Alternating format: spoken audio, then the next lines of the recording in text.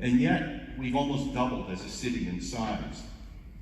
And then there's this interesting transition that happened. If you look back about 40 years ago, it was about 38%, almost 40% of people were renting, and now it's only about a third.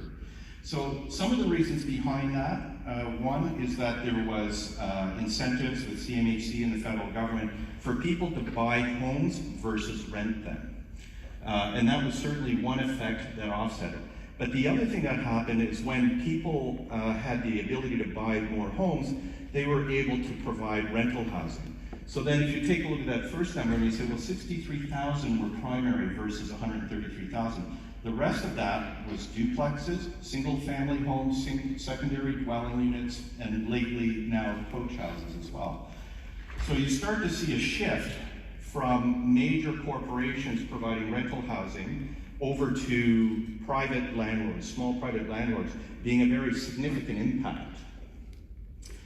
And so this chart comes straight out of CMHC's data, and you might be surprised to know that in Canada, small private landlords, people who own 1, 2, maybe 3 doors, own most of the units, most of the rental housing in the country.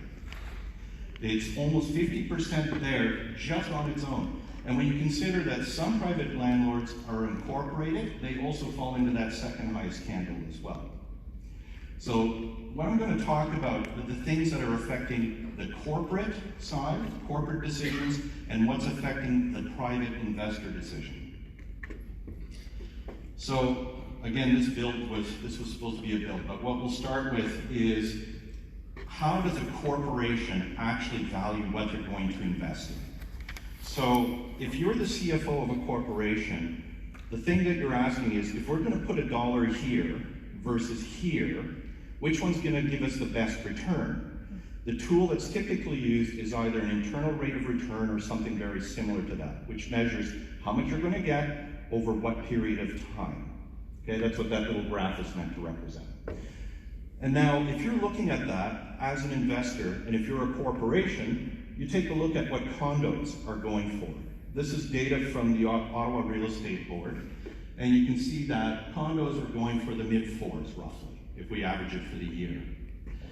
Now, condos, if you're looking at apartments, one-bedroom apartments in Centertown, and this is comparing the same area of the city, in Centertown, a one-bedroom apartment will average about $330,000 a unit right now. So you can see immediately that there's already a gap. So if you were going to build something, which one would you build?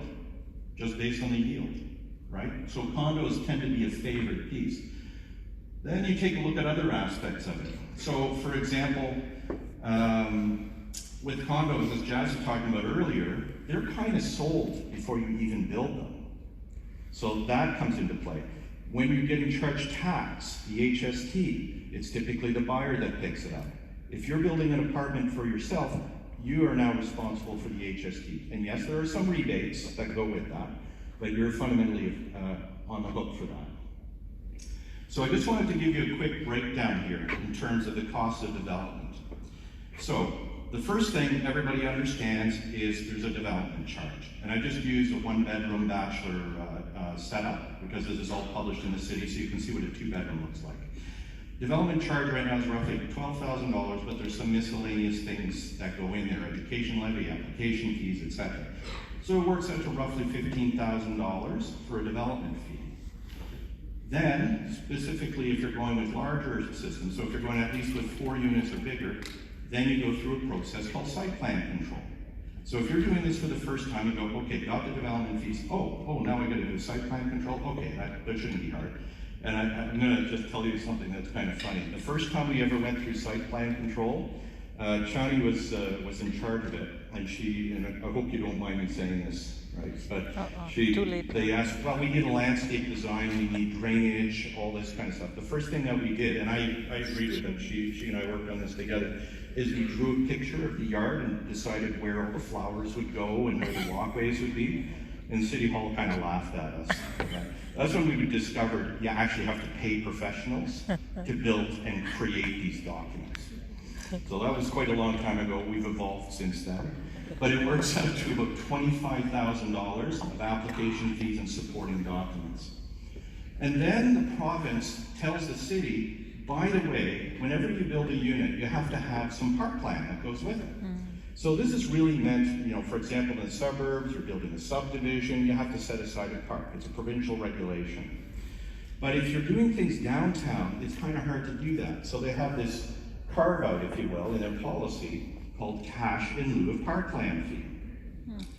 And I'll tell you, the first time I ever came across this one, it nearly floored me, because you take a look at the price of it, right? And you don't find this out till you're later in the process, unless you've done this before, because it's actually not well spelled out.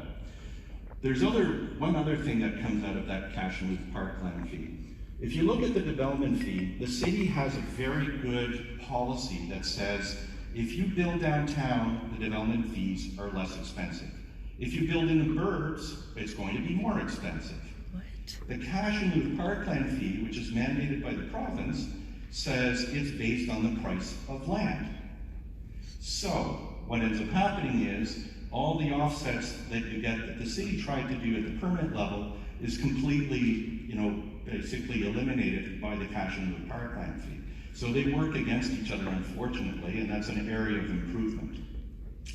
And just when you thought it couldn't get any better, right, then the federal government says, hey, me too, I gotta get a piece of this. So then they put the HST on the entire value of the building, or the property, I should say. So even though you bought the property before and HST was assumed and implied in there because somebody paid it at some point in the far past, once you've done a new build, you have to pay HST on the total value again. And there are some rebates, right? It's got this clever little acronym called NRRP.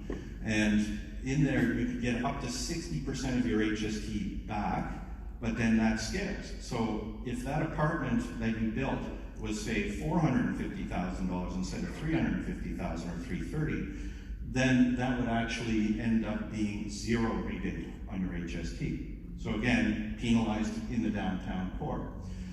So then there's other fun little things that you get when you're building. So let's say you're building a 5-unit building or something a little bit bigger, but 5 is an interesting case.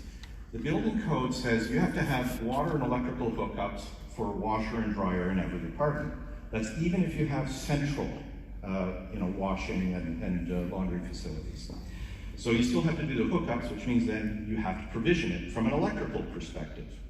And when you provision that and you take a look at it, you're not going to get away with a 200 amp panel. Okay, so then you think, okay, well, I've got to go up to a 400 amp panel, call up Hydro Auto, I say, hey, I've got to put a 400 amp panel, and they said, oh yeah, funny thing about that, we don't do those with overhead wires anymore. Once you go above 200 amps, you got to get an upgraded transformer, you've got to bury the cable, you have to have a utility room with the meters that have to have a minimum of 3-foot setback associated with it. And you sit there and go like, okay, that's $50,000 right there. So when people are talking about the missing middle, these are some of the things that happen. Here's one of my personal favorites. So you've got a 6-unit building, and you said, you know what, I'm going to help this housing crisis. I'm going to add a 7th unit. That's what I'll do. You just went into a different property class. MPAC assigns these classes, but the city actually decides what the mill rate is for it. Going from a 6-unit to a 7-unit building immediately increases your property taxes by about 40%. So you went to a 7th unit, guess who's profiting? The city. Okay, all the revenue you got out of that apartment is going straight to the city coffers. You're making very little on the 7th. The business case starts to work on the 8th. It gets better by the 9th or the 10th. Okay, so this is why there's a big gap from 7, 8, 9, 10 units within the overall sector. These are areas where we have opportunity for improvement.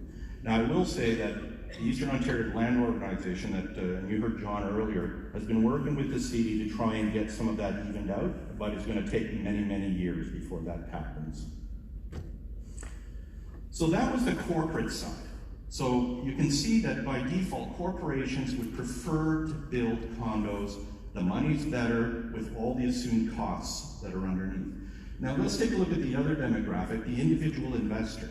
Okay, these are private investors, usually have 1, 2, or 3 doors. It's probably the vast majority of you in the room right now. So this one speaks to you specifically. For most of you, it's a side hustle. This is not your day job, right? You're taking on a few investments because, like many of us, we don't have a pension, right? And you're looking to secure your future in retirement. Okay, if you're going to get wealthy out of it, that's just an upside for most people.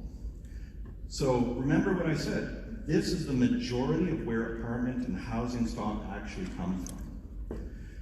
So the other thing that happens with new landlords is you tend to be a bit naive about the Residential Tenancies Act, right? And I can tell you, it can be a bit of a minefield, and John has set, an incredible practice in the city, basically based on this whole area of law.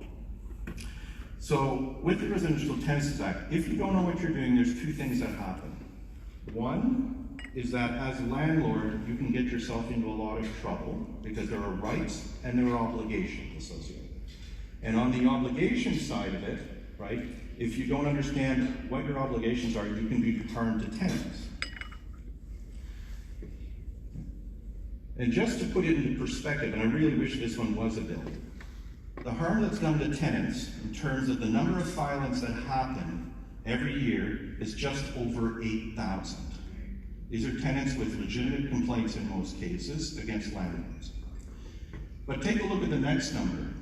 This is data. You can look this up, right, in the SJTO site. So that's Social Justice Tribunal of Ontario. So in there, you'll see that evictions, request for evictions is over 80,000, about 10 times the size. And the vast majority of it, and Kayla's going to speak to this a little bit later, is that about 70% of eviction reasons is because of non-payment of rent. The rest of it, which is down around the 14,000 mark, is because of tenants interfering with other tenants. And something to also keep in mind is the Landlord-Tenant Board was set up as an efficiency mechanism, okay, over the previous system, but it does have a natural bias to retaining housing. So you can't just evict someone for your own reasons. There has to be very, very good reasons for it. So just to give you an idea of this, is the delays through the process are significant. And there's always a reason where a tenant may be able to delay their impending eviction. And then there's a category of tenant, and I will just be clear here. The vast majority of tenants are good people. They really are. So I'm showing you the statistics just to make you aware of the potential issues, but the vast majority of tenants are good. But there are some that aren't, and there are some that make it a job. They're looking for free rent on a regular basis, and in the industry we refer to them as professional tenants. And a professional tenant can extend this beyond a year, right? Probably about 18 months or so. The costs are expensive, and the real key point out of all this is, myself, I'm a mid-scale landlord. I can build this into my business. If I have tenants that don't necessarily pay, I manage that. Does it raise the cost indirectly to other tenants? It does as a society, because overall it ends up pushing the cost up. Okay, but if you only have one door or two doors or three doors, this can be tragic. You still have a mortgage to pay. You still have insurance to pay. You still have utilities to pay. All of those obligations are there. So if you end up with a bad tenant that doesn't pay you for a year, right, this is an unbalanced risk. This puts a disproportionate risk on the very people who provide half the housing in this country. And that's the point of what I'm talking about here. This risk needs to be balanced. So how do we improve this? Organizations such as the Eastern Ontario Landlord Organization have done great jobs from an advocacy perspective. Coming up after me is Ontario's Landlord Watch with Kayla. Kayla's spearheading things at a provincial level in terms of making things better and overall de-risking the situation. And then just because we have a little bit on this side, we're talking about regulations, we should also talk about what happens with rent control. And on the rent control side, right, I thought I'd put these numbers. This is from city data, by the way. Okay, I didn't make any of this up. I didn't even have to go look for it very hard. So the city data, you can see what happened from about 1960s up to about the 80s. We created quite a lot of rental stock. And then take a look what happened from 1980 onwards in the general decline. And these are all in even 20-year segments, except for that last column. The number gets quite a bit smaller. Now, part of the reason, of course, was because people were transitioning more towards homes because there was all kinds of incentives around that.